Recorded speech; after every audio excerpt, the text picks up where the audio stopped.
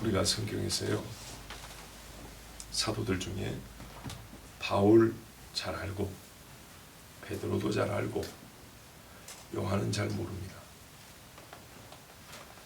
잘 안다는 것이 그들의 개인적으로 우리가 친분이 있다는 것이 아니고 그들의 사역과 일생에 대하여 성경에서 베드로 이야기는 많이 듣고 바울 이야기는 더 많이 듣고, 근데 사도 요한은 생각보다 많이 못 들었다는 얘기입니다. 그가 마지막에 밤모섬에서 그 요한계시록에 기록한 주님 모실라의 환상을 보고 마지막까지 제일 오래 살았던 제자였다.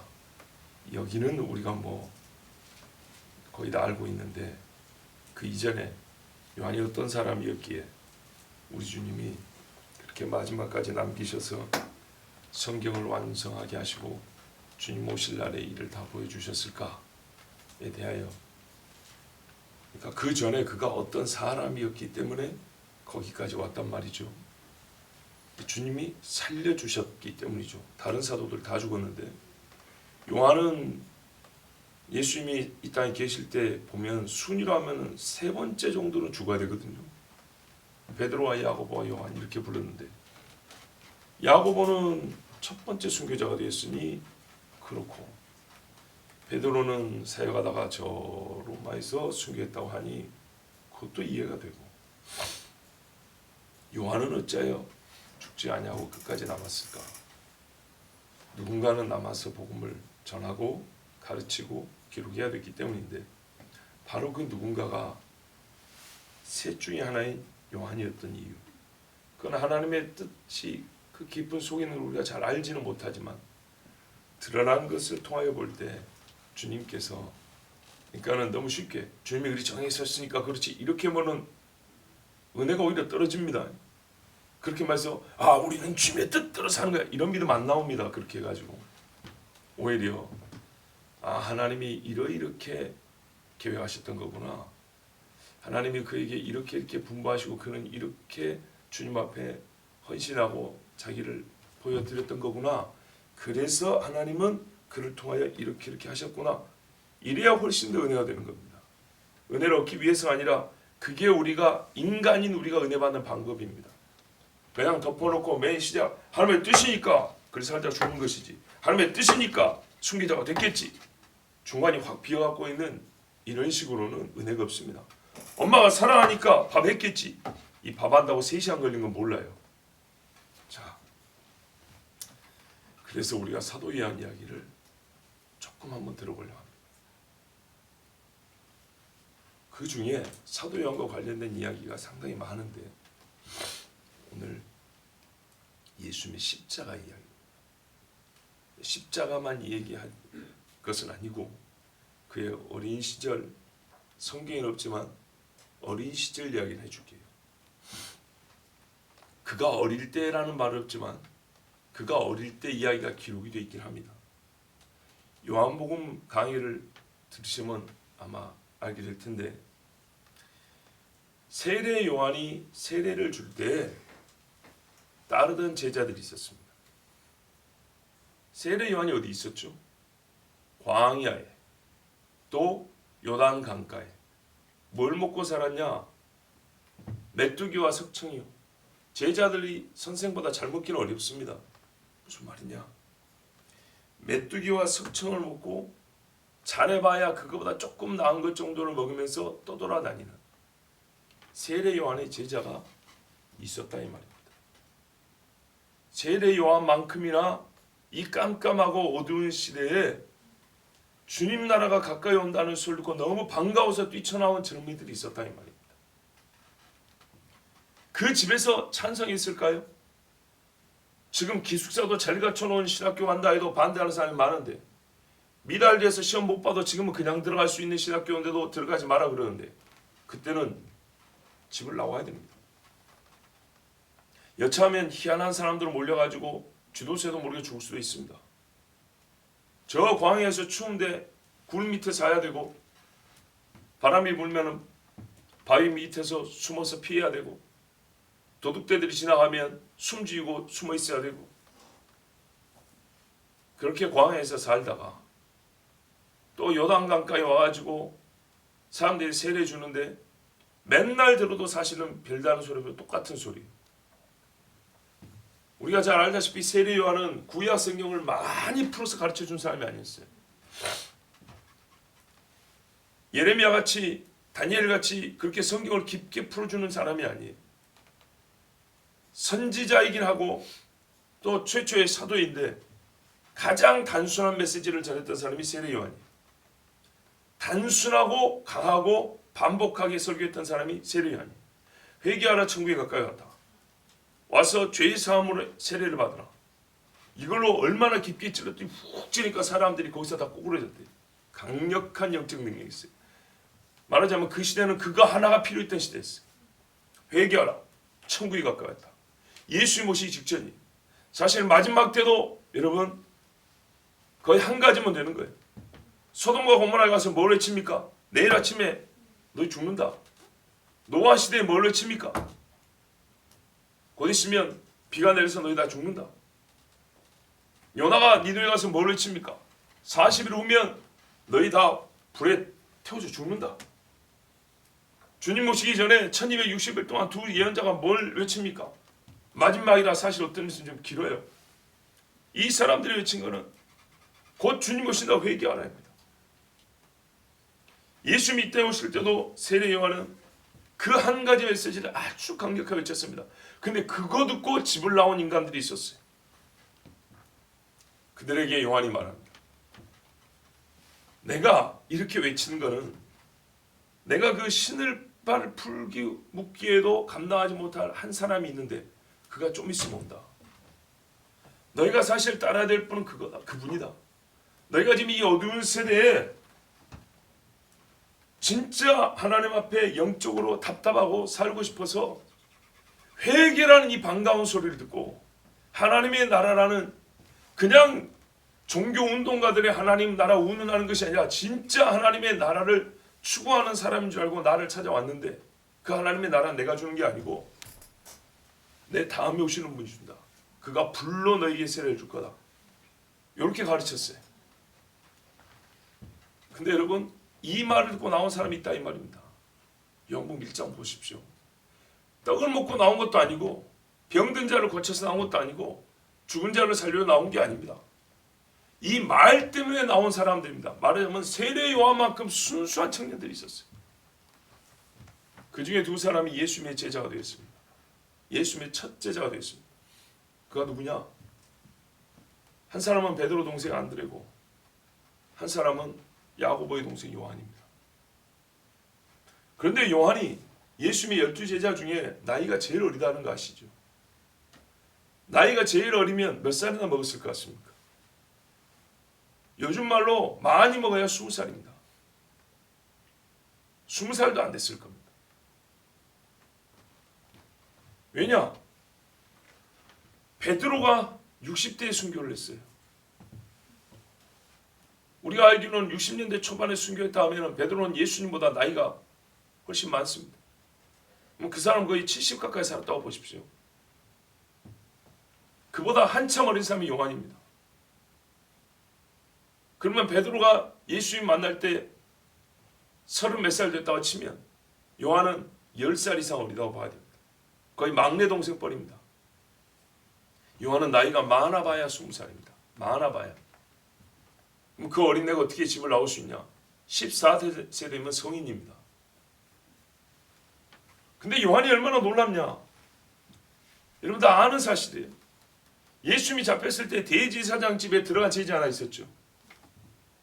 그 사람이 우리가 보통 알기로 요한이라고 그럽니다. 겁없이 제사장 집에 들어가 버립니다. 우리가 또 알기로는 물고기를 그 집에 공급하는 사람, 베세다 출신으로 어부집이요 그 아버지도 어부요.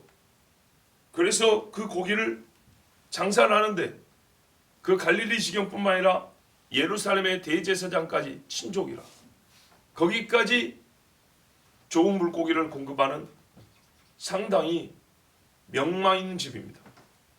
즉 세례 요한의 아버지 세베대는 알려진 바리새인, 부유한 사람입니다. 그래서 어떻게 해요?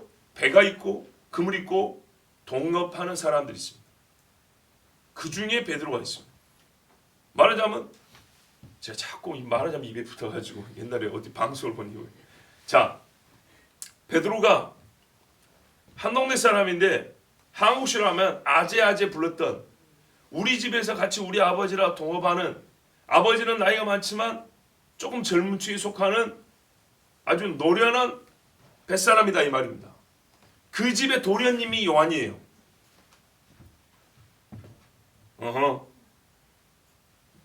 그래서 이제 아버지의 가업을 이으려고 바리새인 공부와 가업의 공부를 충실히 하는 거예요. 이게 당시 유대 사람들이에요. 그 사람이 바리새 공부를 하는데 뭐가 느껴지죠? 공허하죠. 진짜 하나님 앞에 살고자 하는 자는 공허하죠. 그래 이 사람이 어디로 왔냐면 세례 요한을 찾아서 광야로 왔어요. 갈릴리에서 고기 잡고 갈릴리에서 가업을 물려받을 유력한 집안의 아들로 살지 않냐고 세례 요한의 제자로 들어갔다는 얘기입니다. 예수님의 12제자 중에 신앙심, 종교성이라는 거 그렇고 신앙심으로 둘째가 라면 서러울 사람이 요한입니다. 그 요한이 또 얼마나 순수하냐. 보라 세상 죄를 지고 그 죄를 없이 하는 하나님의 어린 양이로다 하니까 바로 예수님 찾아가 버립니다.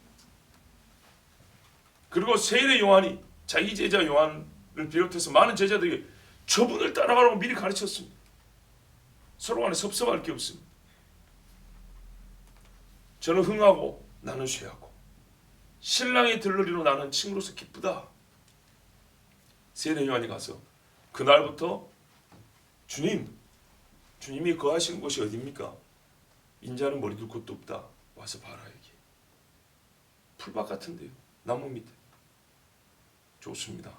그리고 두 제자가 거기서 같이 밤을 새우면서 그때부터 예수님과 동행했다 했어요.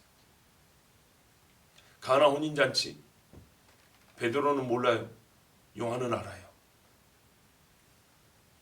예수님과 관계된 그 공생의 사역에 어떤 의미에서는 풀타임으로 예수님의 전체 사역을 다 본 사람이 요한이에요. 가장 나이 어린 자로서. 베드로는 약간의 속물근성이 있어서 처음에 말이죠. 몇 번이고 동생이 와서 말해도 듣지 않냐고 고기 잡으러 간다. 고기 잡으러 간다. 이 일들 다 잘 되고 내가 부리는 사람이 몇 명인데 이러고 있었어요. 근데 요한은 아버지가 바리새요. 예루살렘에 있는 종교 지도자들하고 매우 가까운 사이라니까. 그리고 바리새 전통의 교육을 받았고 집은 부유하고 그 집에 딸도 아니고 아들이요. 그런데 나이 20살이 되기 전에 광야로 나간 사람. 세례 요한의 버금가는 영성을 가지고 순수한 하나님 나라의 소망을 가진 사람. 그리고 예수를 보자마자 복잡한 계산이고 뭐고 다 하지 않고 자기가 먼저 나간 사람. 봐보세요. 다른 제자들은요. 나를 따르라 그러니까 왔어요. 근데 사도 요한하고 안드레 두 사람은 말입니다.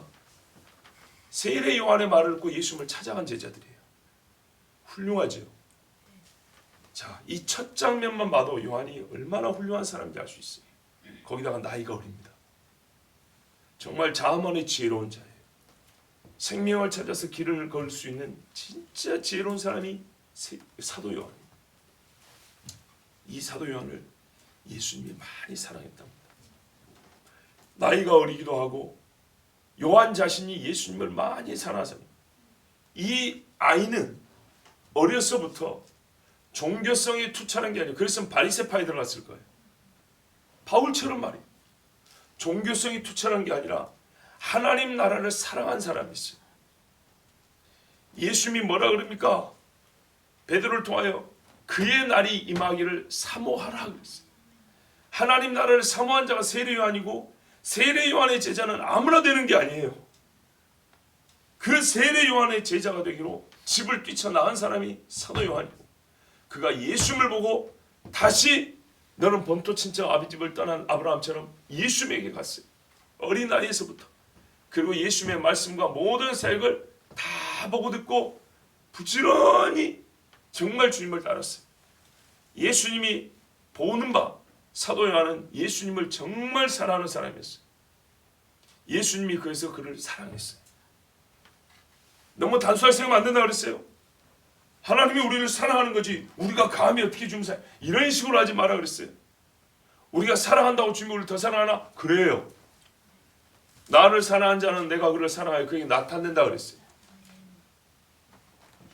그냥 무조건 모든 걸 다 예정론으로 보면 인격이 없어져요. 관계라는 게 뭐예요? 기계지 그냥.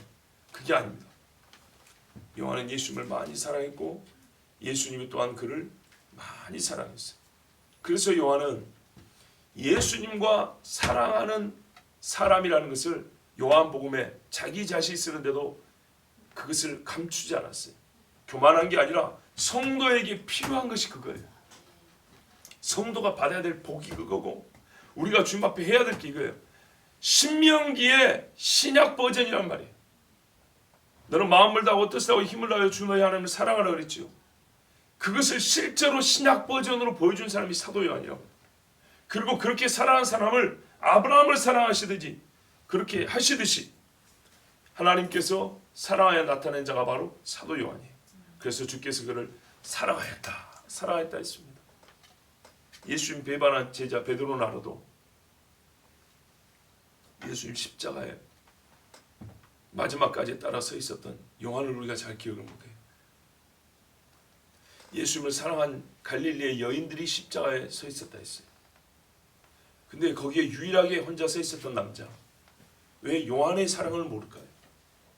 이 세상의 미친놈들은 여기서 무슨 동성애인이었더니 이런 개같은 소리를 하고 있는데 그것이 아닙니다. 지금도 우리가 남자인데 여기 남자가 몇 명인데 우리가 뭐래요? 그리스도의 신부라 그래요. 우리가 성 정체성의 혼란을 가진 사람들입니까? 그런 의미가 아니죠. 사도 요한이 예수님을 지극히 사랑하여 12제자를 왜 못 썼습니까? 무서웠습니다. 무서운 자래요 십자가는. 사람들이 예수 제자라고 어젯밤에 아니 오늘 새벽에 베드로 잡아 죽이려고 했었어요. 근데 뻔히 자기를 드러내고 나는 얼굴이 알려진 사람 요한. 베드로는 조금 헷갈렸어요. 요한을 아는 사람이 많아요. 그런데 십자가 앞에 서 있었어요. 대단한 용기입니다. 기껏해야 20살 된 사람. 이 청년이 얼마나 주님을 사랑했는지 갈릴리에서 온 여인들과 똑같은 마음으로 그 옆에 서 있어요. 그 앞에 예수님 마주보고 서 있었습니다. 그런데 추정컨대 요한이 서 있기 힘든 어머니 마리아를 부추고 있었던 모양이에요. 그래서 그 곁에 서 있었다 이렇게 말하고 있어요. 어머니가 어떻게 거기 서 있을 수 있겠습니까? 어떻게 그 모습을 견디냔 말이에요. 거기서 힘이 빠져서 실신할 지경인 어머니를 붙들고 있었던 분이 사도 요한이고 이 사도 요한을 보고 예수님이 십자가 위에서 숨쉬기도 힘든 그 순간에 말씀하십니다. 그게 오늘 본문입니다. 예수께서 그 모친과 그의 사랑하시는 제자가 곁에 서 있는 것을 보시고 먼저 모친에게 말씀합니다. 여자여 보소서 아들이니이다. 자기 보란 얘기 아닙니다. 나 예수를 보십시오. 십자가에 달려있는 나를 보십시오. 이 말 아닙니다. 곁에 서 있는 아들을 요한을 가리키는 겁니다. 요한을 가리켜서 어머니 이제 얘가 아들입니다. 예수님이 십계명에 내 부모를 공경하라는 계명을 어려서 잘 지켰다고 했습니다. 예수님이 이 집의 맏아들입니다. 맏아들이 죽으면 어머니는 우리가 추정컨대 요셉은 이때 이미 돌아가신 걸로 알고 있는데 어머니를 모실 사람이 없어요. 자녀들이 없다는 뜻이 아니라 남편과 맏아들의 자리를 채울 사람이 없어요. 예수님이 자기가 죽으면서 자기 자리를 대신할 맏아들의 자리를 대신할 자로 요한을 어머니에게 말씀하신 겁니다. 십자가에서도 예수님이 십계명을 지켰습니다. 여러분, 이렇게 계명을 지키는 겁니다.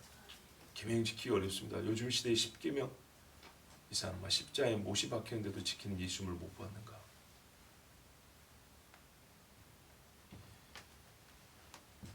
이 자리에 십자가에서 예수님은 어머니를 요한에게 의탁하시고, 요한 혼자 사명을 받았다고 그러면 안 되잖아요.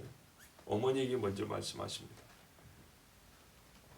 이 제자가 내 자리를 대신할 겁니다.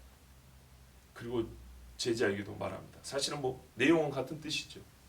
제자에게도 별도로 사명을 줍니다. 보라 내 어머니라. 요한에게도 어머니가 있습니다. 마리아에게도 아들들이 있습니다. 그런데 요한은 이제 친아들은 아니지만 예수님의 자리를 감당할 제자로 12 중에 하나로 부름을 받은 겁니다. 교회를 세울 사역 외에 예수님의 맏아들의 직무를 감당할 자로 부름을 받은 겁니다. 그때부터 그 제자가 그녀를, 마리아를 자기 집에 모시니라. 이 집이 베세다 아니면 가버나움일지, 아니면 예루살렘, 이 집은 부자니까 예루살렘에 집을 하나 마련했을지 모르겠지만 요한이 어머니를 자기 집에 모셨다 했습니다.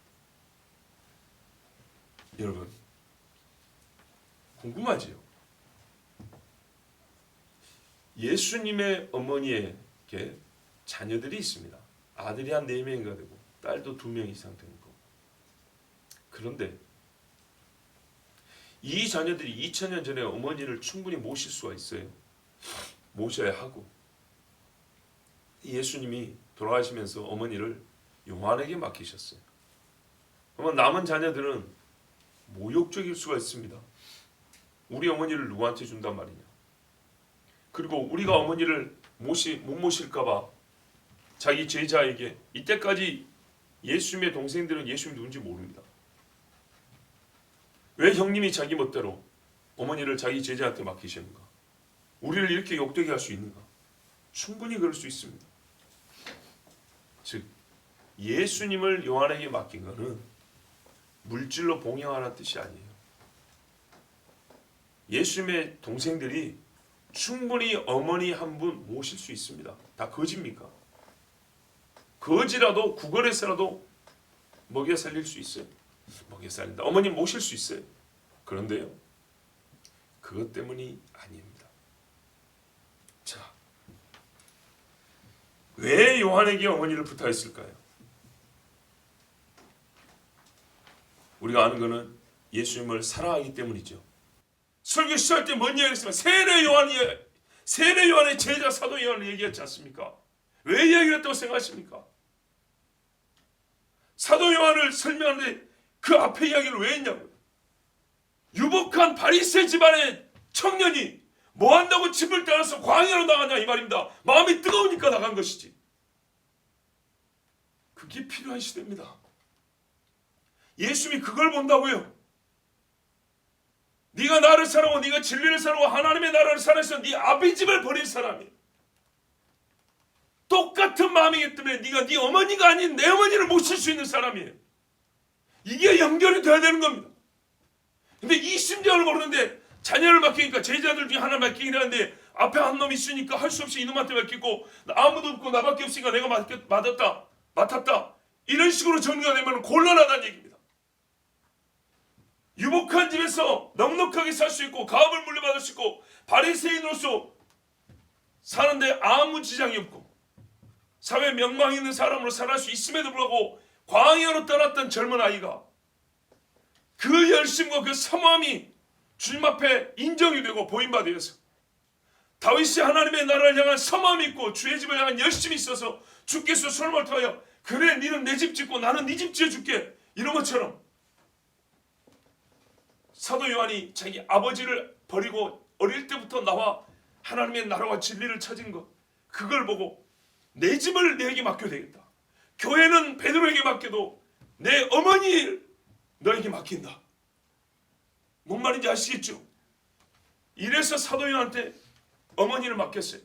장자로서. 육신의 집도 예수님은 육을 입고 오신 하나님이 아니기 때문에 보이지 않는 하나님의 나라와 보이는 내 집, 요셉으로 내려오는데 마리아 어머니의 집을 누군가 제장 하나 맡아줘야 되는데 내 자리를 대신할 자, 교회의 머리에 내 자리를 대신할 베드로, 네가 이 교회를 먼저 세워라. 육신의 집은 요한 네가 어머니를 모셔라. 근데 이게 얼마나 중요한 거냐? 빨리빨리 단도직입적으로 말씀드리죠. 예수님이 부활했습니다. 세상 사람들이 예수님을 부인하고 예수 부활한 사실을 인정하지 않습니다. 그런데 사도행전에 보면, 사도행전에 보면 사람들이 뭐라고 말합니까? 이 이름으로 안진뱅이가 일한 거고 이 이름으로 사람들이 뭡니까? 회심을 하고 이 이름으로 죽은 자가 살아나는 것을 우리가 부인할 수 없도다. 즉 눈에 보이는 부활의 능력, 부활의 증거를 부인할 수 없다는 거예요. 무덤에 갔더니 아무도 없어요. 이놈 새끼들 다 도망갈 줄 알았더니 도망가는 고사하고 막 미친놈처럼 외치고 다니는 거예요. 방언을 말하는 거예요.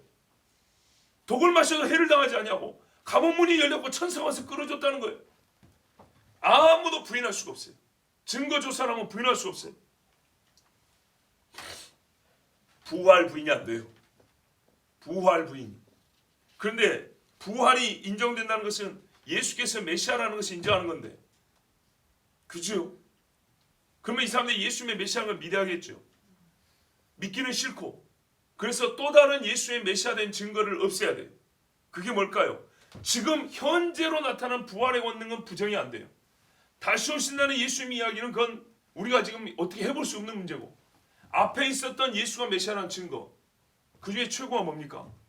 동정녀 탄생입니다. 성령으로 잉태되었다. 그가 죄인 중에 하나로 온 게 아니라 성령으로 잉태된 하나님의 아들이다. 이것이 메시아됨의 결정적 증거입니다.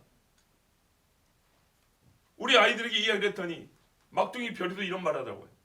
그건 증거가 없잖아요. 이거는 안 믿겠다는 뜻이 아니고요. 부활의 증거는 지금 나타나고 이걸 없애려고, 나타난 증거를 없애려고 애를 썼어요. 근데 할 수가 없었어요. 그러면은 또 하나를 부정하면은 예수님의 메시아됨을 부정해버릴 수 있는데 성육신을 부정해버리면 되는 거예요.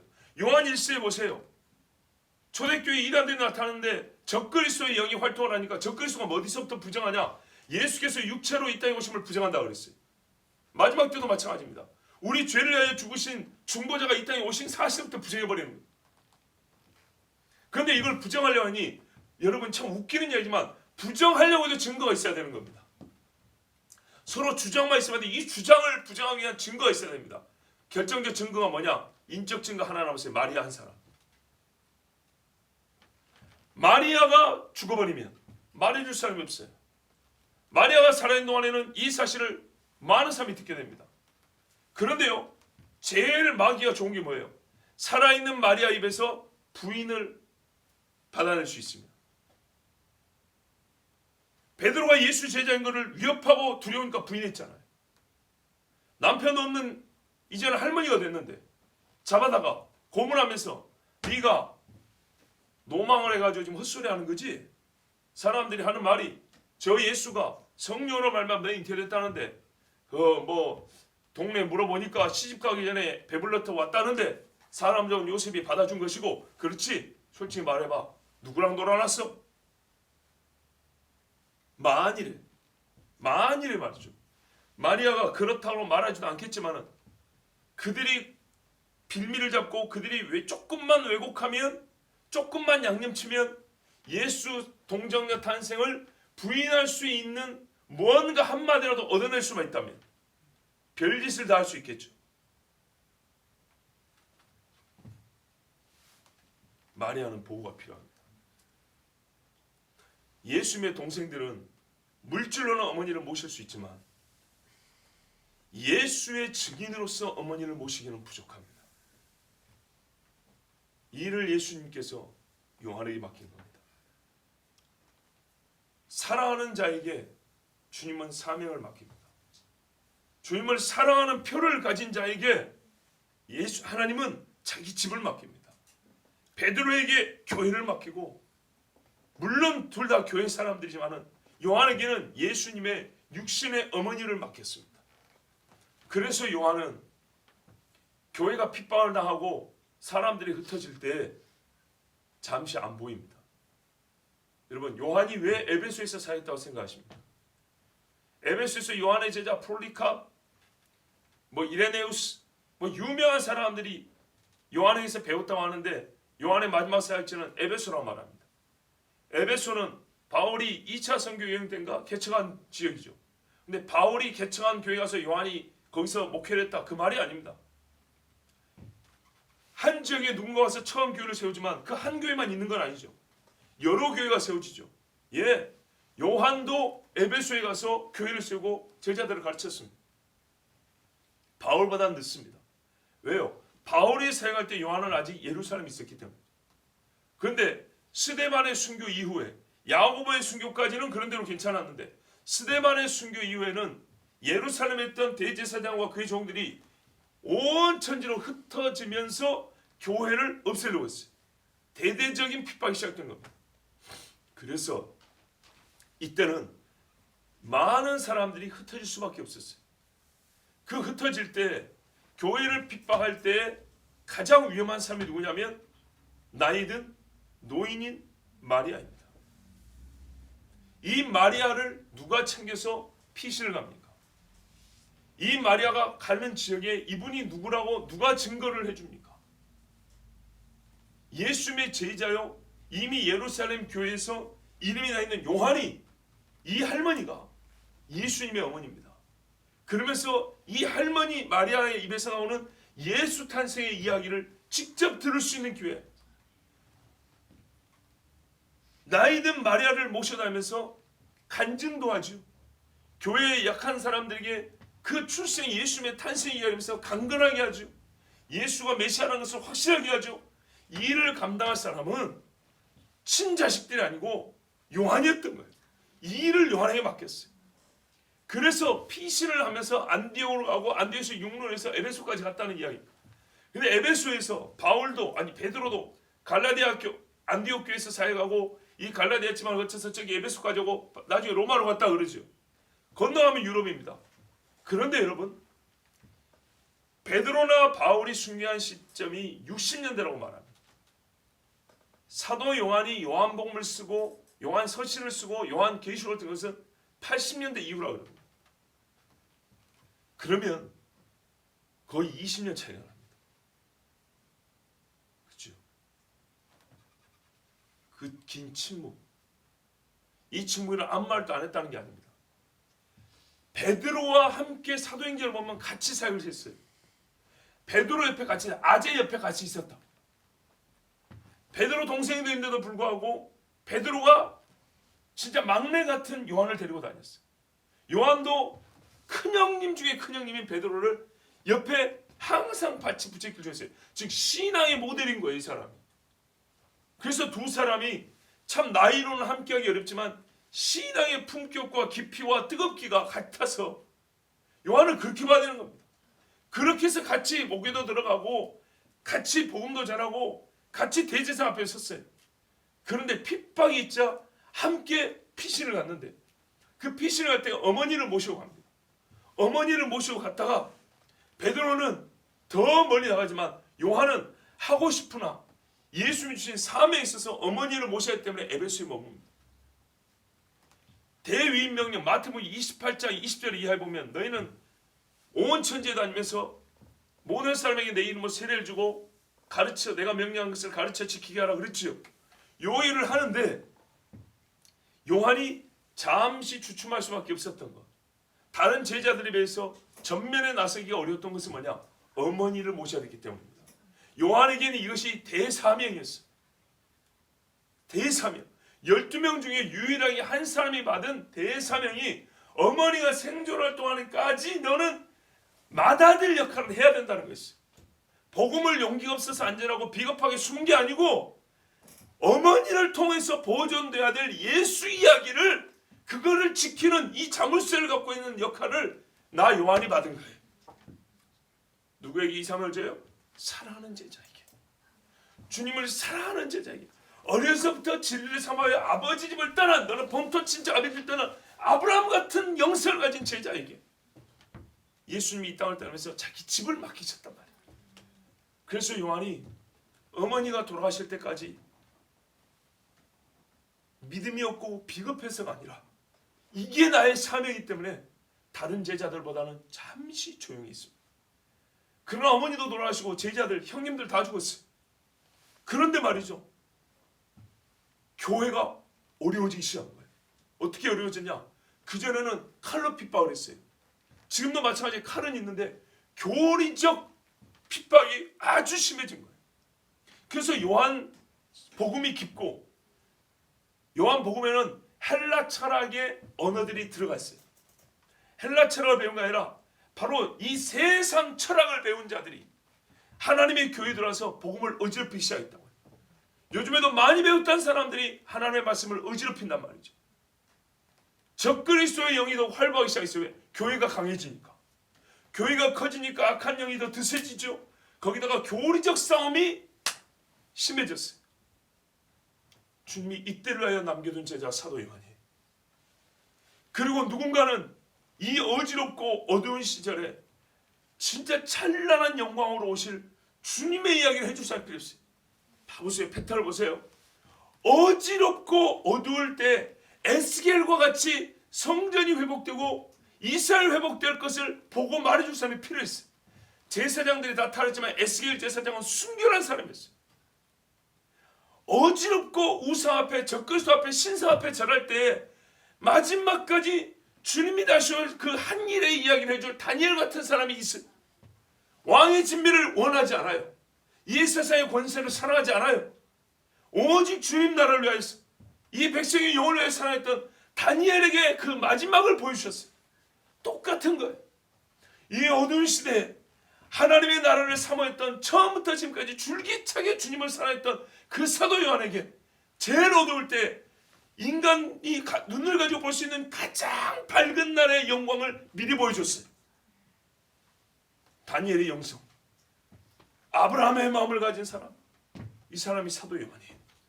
근데 우리가 사도 요한을 너무 가볍게 봐요. 왜 글을 남겨두셨냐? 주님의 뜻이니까. 그러면 안 된다고요. 주님 말했어요. 네가 나를 사랑하면 내가 너를 사랑한다. 물론 내가 너를 사랑하기 때문에 네가 시작한 것이지만, 네가 나를 사랑하면 사랑할수록 나는 너를 더 사랑하고 내 아버지를 나타내 보이리라. 이 말씀을 살아생전에 받은 자가 요한입니다.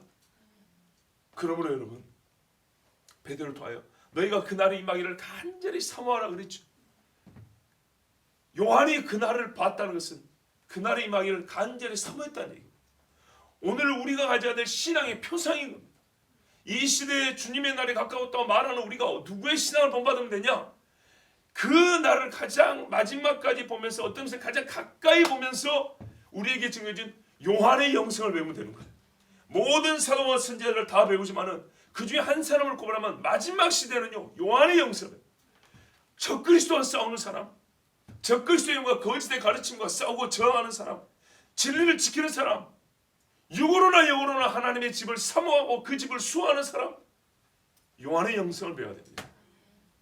예수께서 십자가 앞에 나온 그 사랑, 예수님을 사랑하여 두려워하지 않고 거기 나온 제자에게 예수님이 어머니를 맡기셨습니다. 먹을 거를 챙겨달라는 뜻이 아니요, 장지를 네가 잡아달라는 얘기가 아닙니다. 이거는 확인이 좀 필요하긴 하지만, 그래서 한 100년, 한 200년쯤 전에 터키 에베소, 옛날에 에베소 터키죠. 어느 산자락에서 마리아의 집이 발견됐다는 보고가 있었습니다. 그리고 거기 가보니까 기도했던 자리라든지 물기를 먹었던 자리라든지 동네 사람들이 내려오는 이야기가, 여기가 옛날에 요한이 마리아를 모시고 살았던 곳이다, 이렇게 내려오는 이야기가 있답니다.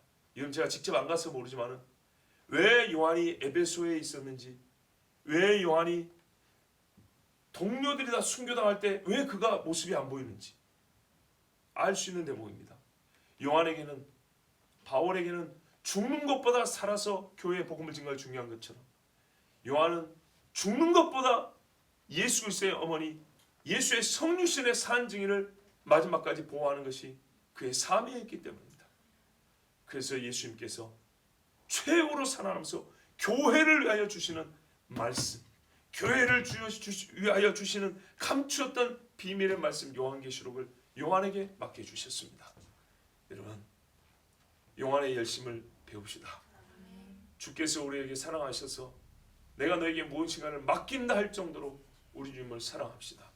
그리고 지금 주님께서 맡기신 일이 있습니까? 고유하게 나에게 야 이거 정말 내가 맡기 어려운데 왜 하나님 나에게 이걸 맡기셨지? 이렇게 생각하시면 됩니다. 주께서 사랑하시는 제자이구나.